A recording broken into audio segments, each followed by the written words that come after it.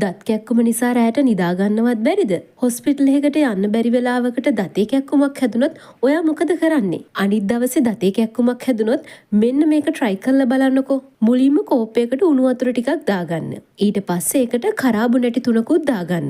ඊළඟට කුරුඳු කෑල්ලකුත් දාගන්න ඕනි. ඊට පස්සේ ලුණු තේ හැඳි භාගයකුත් දාලා මේ මිශ්‍රණය හොඳින් කවලම් කරගන්න. මිශ්‍රණය විනාඩි 5ක් විතර තියලා ඔයාට අවශ්‍ය නම් පෙරා ගන්න පුළුවන්. නැත්නම් මේ විදිහටම භාවිතා කරන්නත් පුළුවන්. ඉතින් කරන්න තියෙන්නේ මේ වතුරෙන් සැරින් සැරේ ඔයාගේ කට හොදන එක.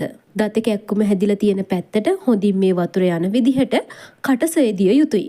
කුරුඳු සහ කරාබු නැටි වල ඇති සංයෝග ඔයාගේ දතේ කැක්කුම සුව කරන්න සහ සහනයක් ලබා දෙන්න උදව් වෙනවා. ඒ විතරක් නෙමෙයි ලුණු වතුරත් මේකට ගොඩක් උදව් වෙනවා. මෙය දත් කැක්කුමට පමණක් නොව විදුරු මස් අපහසුතාවයටද తాවකාලික සහනයක් ලබා ගන්න පුළුවන්. නමුත් දත් කැක්කුම දිගටම තියෙනවා නම් අනිවාර්යෙන්ම දන්ත වෛද්‍යවරයෙකු හමු වෙන්න නම් අමතක කරන්න එපා.